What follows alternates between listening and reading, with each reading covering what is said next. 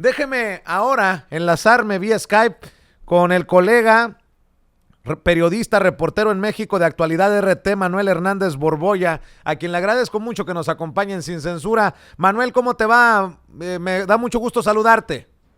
Hola, ¿qué tal, Vicente? Muy buenas noches. Gracias por la Oye, invitación. Manuel, a ver, ¿cómo reportan ustedes? ¿Cómo ves tú desde tu trinchera este rechazo del gobierno de México que a mí me parece importantísimo y de gran congruencia? Rechazar el dinero de la compañía Vitol, que dice que para reparar el daño ocasionado por sobornos, pero dice el presidente, no, no, no, no. A ver, hasta que la fiscalía resuelva la investigación y hasta que nos digan de qué se trató todo este cochinero. Bueno, pues este tipo de manejos que ha habido dentro de Pemex no son, digamos, una novedad. Han sido una constante a lo largo de toda la época neoliberal y en lo concreto a partir de las dos últimas administraciones de Felipe Calderón y de Enrique Peña Nieto.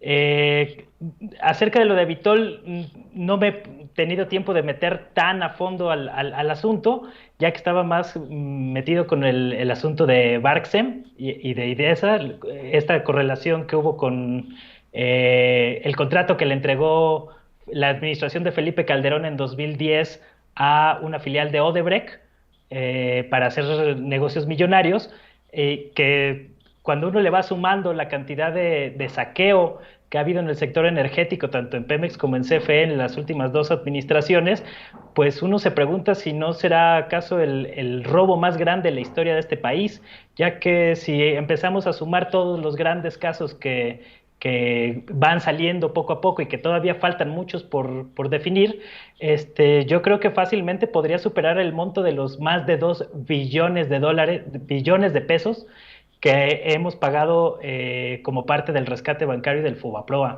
Entonces, es tal la cantidad, tan abrumadora la cantidad de escándalos de corrupción dentro del sector energético que se detonó a partir de la reforma energética de 2013-2014, que no nos damos abasto nosotros como periodistas para acabar de documentar tanto saqueo a manos llenas. Y aparte el presidente hace una advertencia, ya que vas al tema de Odebrecht, de Braskem.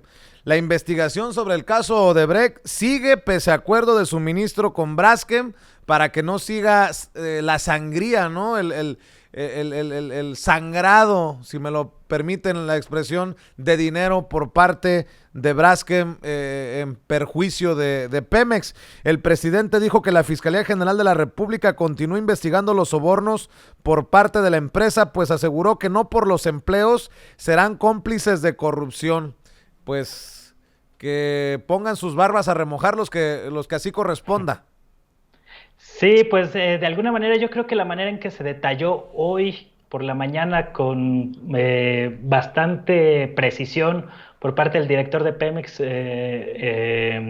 Robero Oropesa, tiene que ver con la manera en que Felipe Calderón de alguna manera está involucrado directamente con este escándalo de sobornos de Odebrecht. Por ahí ya teníamos como algo de conocimiento sobre esta situación, pero cuando uno va armando las piezas del rompecabezas, cómo se van entrelazando unas cosas con otras, ves cómo el tema de la importación de gas con precios preferenciales que le otorgaba Pemex a esta filial de Odebrecht, pues de alguna manera también está relacionado con la estructura de la red de gasoductos privados que se construyó a lo largo principalmente de los sexenios de Calderón y de Peña Nieto, y que hicieron de la política de importar gas proveniente de Estados Unidos, pues prácticamente una política para el saqueo del país a manos llenas. Entonces vemos que empresas como Odebrecht se beneficiaban de estos precios preferenciales que les daban,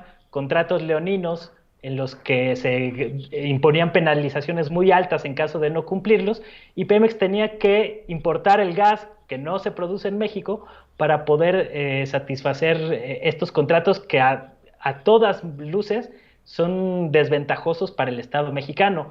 Por ahí en alguna época nos pudimos enterar algunas cositas a través de las auditorías y demás, pero el lujo de detalle con el que se ha estado exponiendo este caso, pues abre toda una veta y otra nueva cloaca dentro de esa gran pestilencia que prevalece en el sector energético y que de alguna manera también está vinculado con lo que vimos hace unas semanas con el apagón.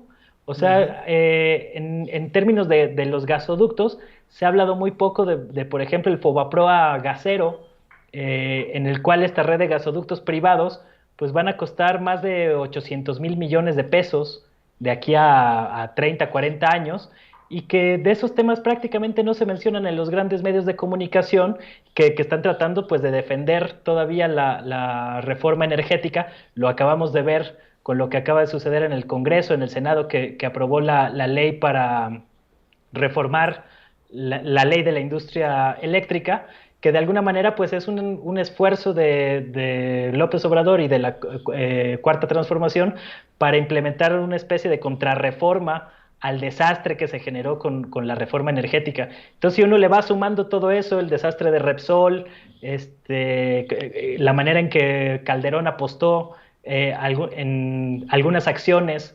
de Repsol a lo largo de varios años con dinero de Pemex, el caso, por ejemplo, de cómo se retiraron 240,000 millones de pesos del patrimonio invertido de la nación, de CFE y de Pemex durante la gestión de Peña Nieto, todo el escándalo de los sobornos de Odebrecht, y uno le va sumando, pues uno se queda con la pregunta de qué dimensiones es el tamaño del saqueo que hemos visto. Yo creo Ujú. que todavía estamos muy lejos de dimensionar de manera adecuada la magnitud del robo que hemos vivido en estos últimos 20 años.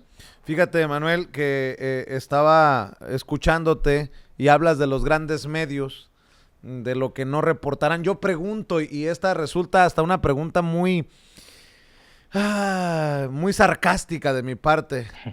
Eh, ¿Irán a reportar los medios tanto de lo que se dijo hoy, de la misma manera como reportaron a Benito Bodoque cuando se burlaron del presidente y estas cosas? Te lo digo en buena onda porque estoy leyendo también de la política online, con todas las reservas que amerita este señalamiento. Estoy leyendo de la política online que uno de los grandes afectados por la entrada, o de los que serán uno de los grandes afectados por la entrada en vigor de la reforma eléctrica, por las inversiones hechas, será Ricardo Salinas Pliego, porque el sector de las Afores será uno de los afectados por la entrada en vigor de la reforma eléctrica, por las inversiones hechas en esa industria, y una de las más afectadas será Azteca, para que la gente entienda que hay muchísimo más de lo que nos imaginamos detrás de la cobertura o no de estos temas que son trascendentales y que marcarán, desde mi perspectiva, respeto mucho tu opinión, marcarán el sexenio de la Cuarta Transformación. Pues sí, yo también creo que si se logra documentar en este sexenio de López Obrador una aproximación lo más cercana posible a la real magnitud del saqueo, nos vamos a ir de espaldas. O sea, porque esto apenas está empezando. Todavía falta ver qué va a suceder con el caso Lozoya, pero como bien lo comentas, el tema energético es crucial porque al ser un sector estratégico para el país, está conectado con otros sectores, como bien lo comentabas, el sector financiero. De alguna manera, la reforma energética pues va ligada a un interés muy claro del capital financiero transnacional, y por eso también vimos el ataque sistemático que tuvieron las calificadoras de riesgo al inicio del mandato de López Obrador contra Pemex. O sea, era increíble cómo durante el sexenio de Peña Nieto no le bajaban la calificación crediticia o de confianza, a pesar de cómo Lozoya disparó la deuda de Pemex a niveles exorbitantes que prácticamente quebraron a la paraestatal. Y cuando llega el gobierno de López Obrador y trata de ajustar algunas cuestiones financieras con este combate al huachicoleo y demás, es cuando vemos que las calificadoras de riesgo le bajan de golpe la calificación crediticia. Entonces, de alguna manera, esta contrarreforma que está implementando López Obrador, que yo creo que la hizo de una manera muy audaz en términos de cómo estaba el tablero político, ya que no necesitó hacer cambios a la Constitución, no necesitó de las 2/3 partes del Congreso, sino que con la mayoría simple le bastaba para echar a andar esta contrarreforma, pues le está permitiendo contar con un marco legal más sólido para poder revisar a fondo muchos de los contratos que se firmaron y en su caso renegociarlos, porque recordemos que así como hoy anunciaron esta renegociación con Odebrecht, el presidente ya anunció que va también a renegociar con Iberdrola todos los contratos de electricidad o de generación Claro. mediante energías renovables, y que curiosamente hoy también me estaban comentando de cómo, por ejemplo, en España es uno de los países que más está perdiendo dinero en términos de litigios dentro y fuera del país, precisamente por las controversias o las impugnaciones que han impuesto estas empresas españolas como Iberdrola a la hora de generar contratos leoninos. O sea, no Pues sí. solamente es un fenómeno que está pasando en México, sino que pasa incluso en España, en donde Y ya, están asentadas estas empresas. y ya que estás mencionando España, tú eres periodista, reportero para un medio extranjero desde México. Dice el presidente Andrés Manuel López Obrador, y dame tu opinión, dame tu reflexión para cerrar, Manuel. El periódico El País de España está enojado porque hablé de Iberdrola, Repsol y OHL, empresas ligadas a ellos y que tenían todos los privilegios en contratos con gobiernos anteriores. Por eso nos atacan. Pues también en esto tiene razón el presidente. Sí, yo ahí sí le doy la razón a López Obrador. Es claro que los intereses del periódico El País pues tienen mucho que ver con estas grandes empresas. Todo el escándalo OHL, que incluso tocaba al mismo rey Juan Carlos, pues está muy enraizado aquí en México. Yo recuerdo durante las campañas de 2017, cuando se estaba definiendo la elección en el Estado de México, pues hubo un silencio muy grande de los medios de comunicación a la hora de documentar ese otro fobaproa carretero que dejó la administración de Peña Nieto cuando fue gobernador del Estado de México, con el circuito exterior mexiquense y el viaducto bicentenario, una obra que originalmente estaba presupuestada para costar 5,000 millones de pesos, acabó costando 80,000 millones de pesos o incluso más, eh, en la que hubo involucrada toda una operación de fraude bursátil por parte de OHL. Este mega escándalo que incluso sacudió a la estructura financiera y corporativa de OHL, incluso en España, pues en México fue abordado muy a la ligera, solo por algunos medios, y que de alguna manera, pues el caso OHL, Iberdrola, Odebrecht, todos estos grupos de grandes constructoras, pues están metidos dentro de la reforma energética y que Ujú. de alguna manera son aliados pues, de las oligarquías mexicanas y del sector de las cúpulas empresariales en México, que a su vez controlan los medios de comunicación. Entonces, digamos que esta alianza entre el capital financiero y los medios de comunicación, pues explica buena parte de cómo mucha gente todavía no logra dimensionar en la magnitud de lo que está ocurriendo en México, porque hay un cerco mediático muy evidente con todo y que estamos en la era del Internet y que se han abierto muchos espacios como el tuyo para hablar de esta situación. Entonces, simplemente recordemos lo que pasó con la privatización de las cárceles, cuando se anuncia en una conferencia matutina, también desglosado con mucho detalle, porque luego también se le cuestiona a López Obrador, que a veces es un poco vago en su política de comunicación, cuando te dan lujo de detalle, número por número, cifra por cifra, y ves que al día siguiente únicamente uno de los grandes periódicos nacionales reporta en un pequeño cuadrito la información que es uno de los grandes escándalos de corrupción que se hayan documentado en México en los últimos años con este asunto de la privatización de las cárceles, pues te das una idea de en dónde estamos parados, ¿no? Mientras Pues sí. otros casos totalmente burdos o nimios ocupan las primeras planas un día sí y otro también. Manuel Hernández Borbolla, periodista, reportero en México de Actualidad RT. Espero que regreses muy pronto y que sea constante este diálogo. Aquí cabemos todos, si así te parece. ¿Y por qué no despedimos invitando a la gente para que respalde, te lea, apoye lo que haces?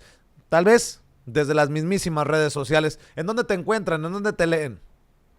Muchísimas gracias y con mucho gusto pues seguiremos colaborando mientras me sigan invitando con mucho gusto y pues pueden encontrarme, normalmente escribo para el sitio actualidad.rt.com, RT en español, también lo encuentran, y en redes sociales estoy en Twitter como Manuel H. Borbolla, En Facebook, igual con mi nombre completo, Manuel Hernández Borbolla, periodista.